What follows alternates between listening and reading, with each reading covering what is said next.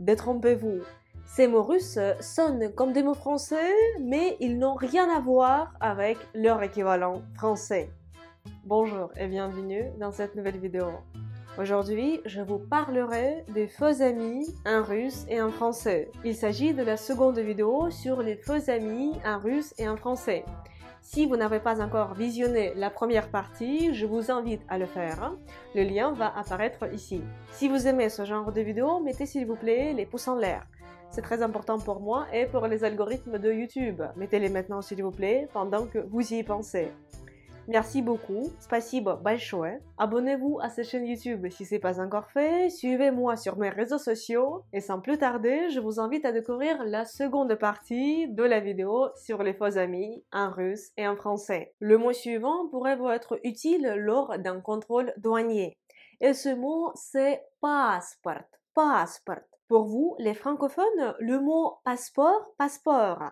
Ça désigne un document avec lequel vous pouvez voyager à l'étranger. Alors qu'en Russie, passport, passport, c'est l'équivalent de carte d'identité. Parce que en Russie, nous n'avons pas de carte d'identité comme par exemple en France. En Russie, nous avons un passeport, on l'appelle passport, passport, et ce passport, passport, c'est un document qu'on utilise à l'intérieur de la Russie. C'est l'équivalent de la carte d'identité, mais c'est comme un passeport en fait. Et pour nous, c'est la carte d'identité, le document qu'on utilise à l'intérieur de la Russie. Pour aller à l'étranger, nous avons un passeport spécial. On dit загранпаспорт. Загран, c'est étranger, comme passeport étranger. Pour nous, c'est le passeport avec lequel les Russes peuvent aller à l'étranger.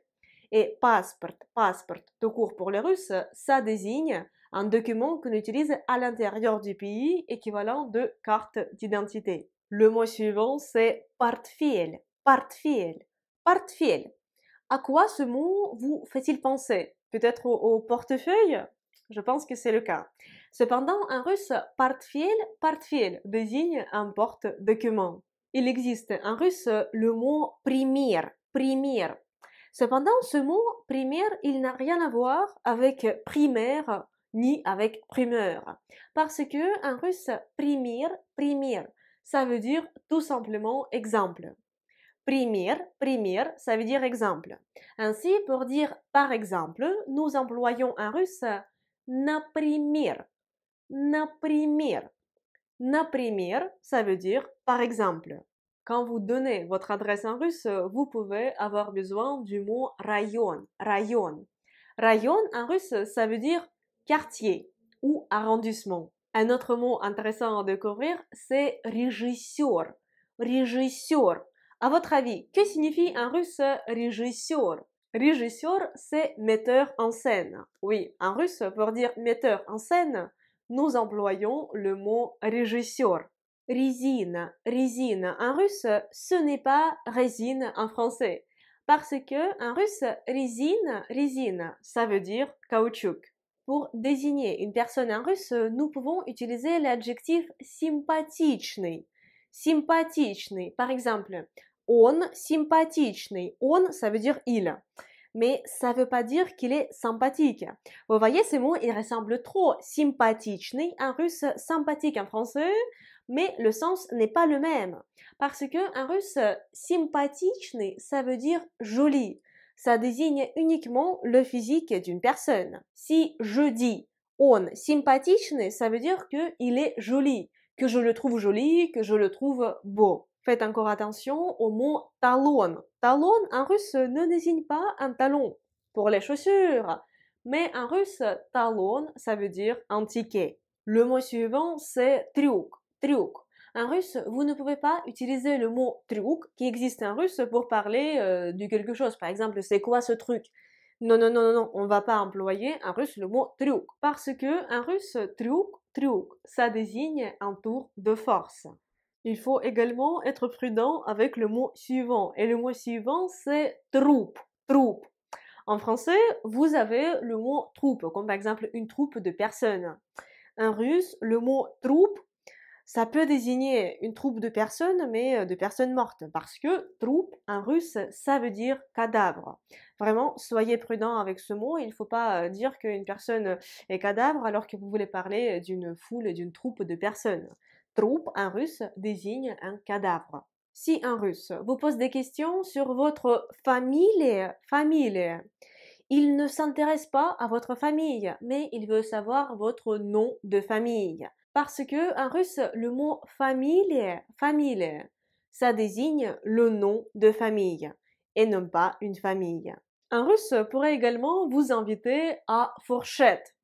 Et vous pouvez vous dire, mais comment on peut m'inviter à une fourchette? Mais qu'est-ce que ça veut dire? Cependant, en russe, on peut très bien inviter quelqu'un à un fourchette, parce que en russe, fourchette, c'est un buffet ou un cocktail. Si un russe vous propose fougère, il ne parle pas d'une plante, mais il parle d'une flûte, parce que pour dire en russe flûte, nous pouvons utiliser le mot fougère. Fougère, oui, fougère, tout à fait, ça désigne en russe une flûte. Nous avons également en russe le mot champignon. Champignon, oui, tout à fait comme en français, champignon.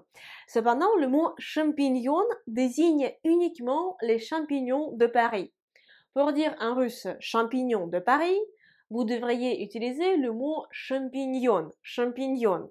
Vous pouvez par exemple venir dans un supermarché ou un marché en Russie et vous pouvez lire champignone. Champignone, ça veut dire les champignons de Paris et non pas n'importe quel champignon. Nous avons également en russe le mot chanson.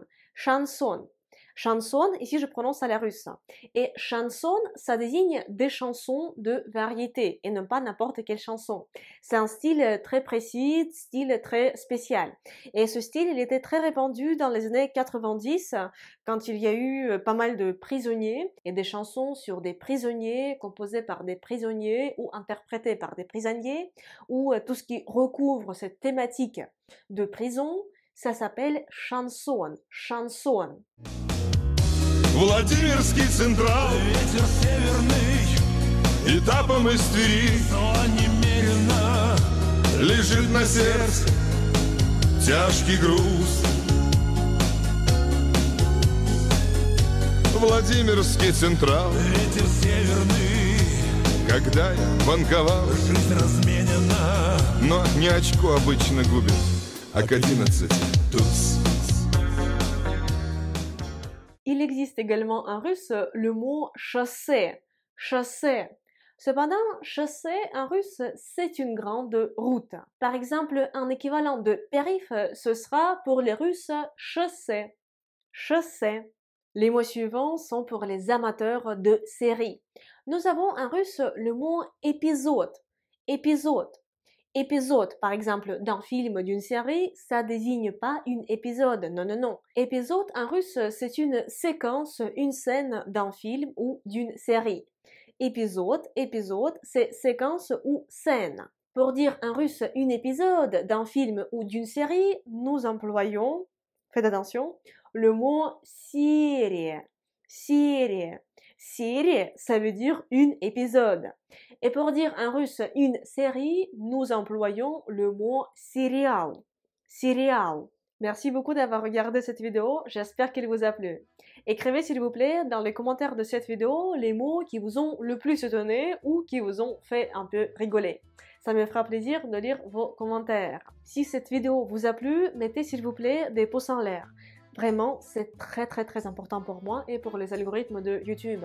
En mettant votre pouce en l'air, vous m'aidez à développer ma chaîne YouTube et à rendre ce que je fais plus visible. Mettez s'il vous plaît maintenant votre pouce en l'air. Merci beaucoup. Спасибо большое. Abonnez-vous à ma chaîne YouTube si ce n'est pas encore fait. Suivez-moi sur mes réseaux sociaux. Si vous souhaitez avoir encore plus de cours de russe, je vous invite à jeter un coup d'œil sur le site de mon école de russe en ligne. Le lien se trouve dans la description de cette vidéo. J'aimerais également remercier les personnes qui soutiennent mon travail, qui soutiennent la création de nouvelles vidéos sur la Russie et de nouveaux cours de russe par PayPal. Спасибо большое. Votre aide est très précieuse pour moi. Si vous aussi, vous avez l'envie et bien sûr la possibilité de me soutenir, je vous serais très reconnaissante si vous faisiez un petit don sur mon compte de PayPal. Le lien se trouve dans la description de cette vidéo. Et moi, j'espère vous retrouver très bientôt dans une prochaine vidéo sur la Russie ou dans un prochain cours de russe sur YouTube ou sur mes réseaux sociaux. Et pour l'instant, je vous dis до свидания, au revoir.